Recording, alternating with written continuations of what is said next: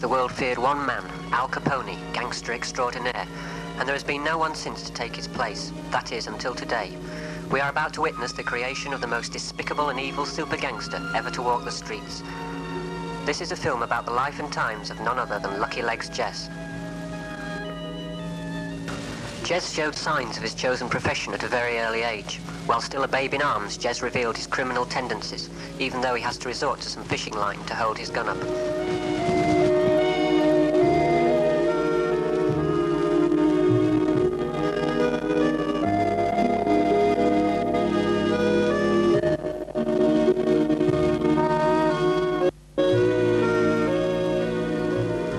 As Jez grew older, it became apparent that crime was to be his career.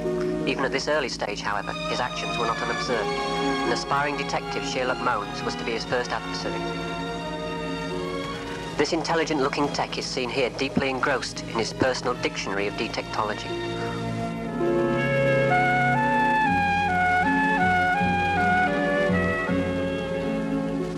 In his early years, our hero, then known as Babyface Jez, is seen in charge of a criminal conspiracy. Here, Babyface's victim is a suave, sophisticated courier.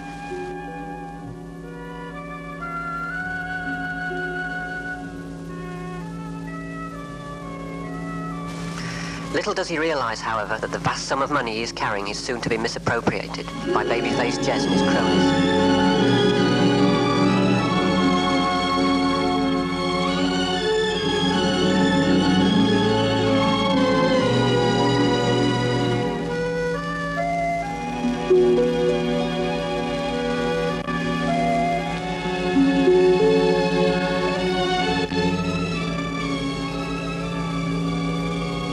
It may only be monopoly money, but you've got to start somewhere.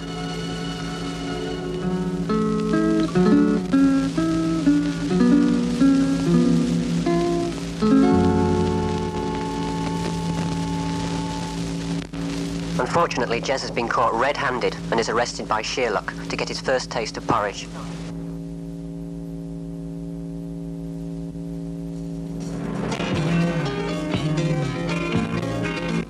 Ten years on and Jez has become a master of his trade. However, he still has a lot to learn, so he's not yet ready to take his rightful place in the gangster hierarchy. Jez gains experience out on the streets, where his great natural talent is turned to being a dip or pickpocketing for the uninformed.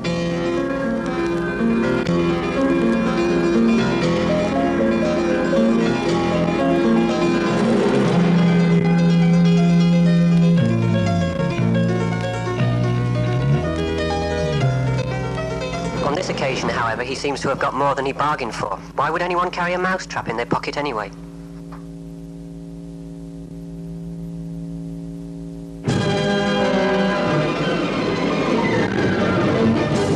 We see here a rival gangster's mole, and Jez is immediately engaged in her pursuit. The resemblance of this victim to the broad who appeared earlier in the film is entirely coincidental. Well, actually, it's the same girl, but we have a job finding people to act in these silly films. Amazingly enough, Jez's superbly cut gangster suit was actually bought off the peg, not made to measure, as one would think. Jez is supposed to be wearing the gangster's uniform of black shirt and white tie.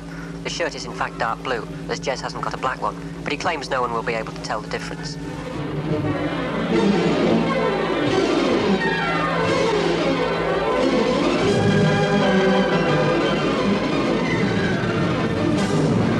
Poor broad quakes in fear. Well, that's what it says in the script. Jez prepares to reveal his submachine gun, but no, it's a real violin, and our damsel in distress is saved from certain death and other things. The relief is written on her face, or perhaps it's boredom. But to no avail, Jez's resource and initiative turn even the most delicate Stradivarius into a lethal weapon.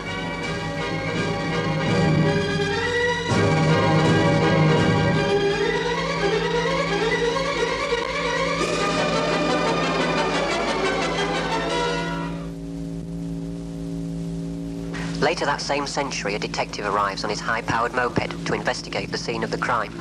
He was supposed to be Kojak, but he refused to have his head shaved, although he did go around saying, "Who loves you, babe?"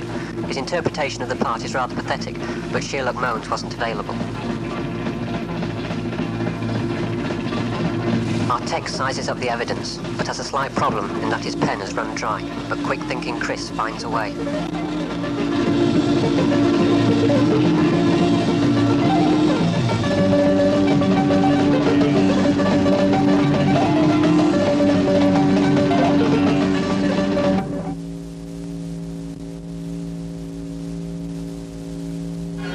Jez gets to hear about his new adversary.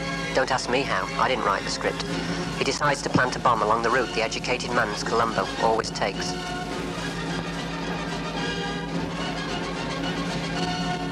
Here he comes now. Surely he will realize it's a bomb and do the intelligent thing, run like hell. But no, his curiosity gets the better of him.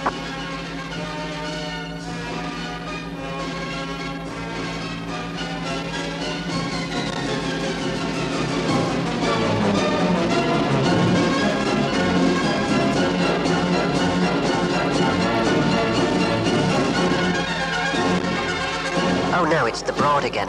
Incidentally, this new discovery, reputed to be the new Marilyn Monroe, is none other than Julie Franklin, who, in the early 70s, won the much-acclaimed Miss Rawby title. Our tech has at last realized the true nature of the mysterious cardboard box, and casts it aside, not realizing that our reincarnated Broad is walking right into it.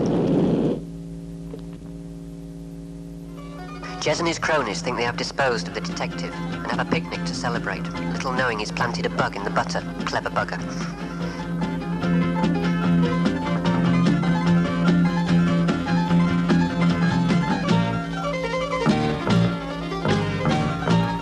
However, Jez's heyday continues. There's no time to rest when you're a gangster. They spot a potential victim and rise to their feet. As the poor chap is stabbed to death, he can hardly keep a straight face. We did have a lovely shot of his arm all covered in tomato ketchup, but it didn't come out properly. Pity, really.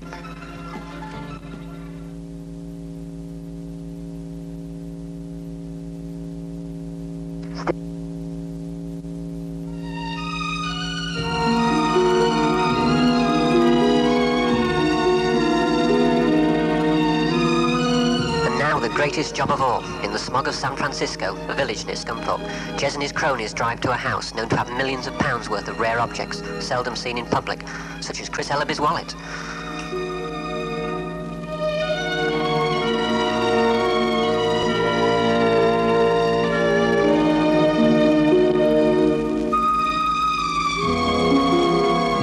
Jez steals the fog and forces an entry, giving the all clear. The two cronies hit upon the great idea of going in through the unlocked door.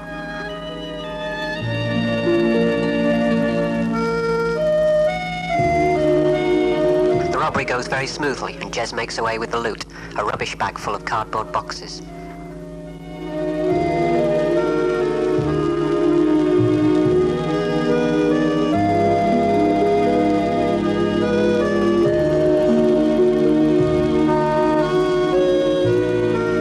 All has gone well, and they make their getaway at a speed that would leave behind the best drivers at Brands Hatch.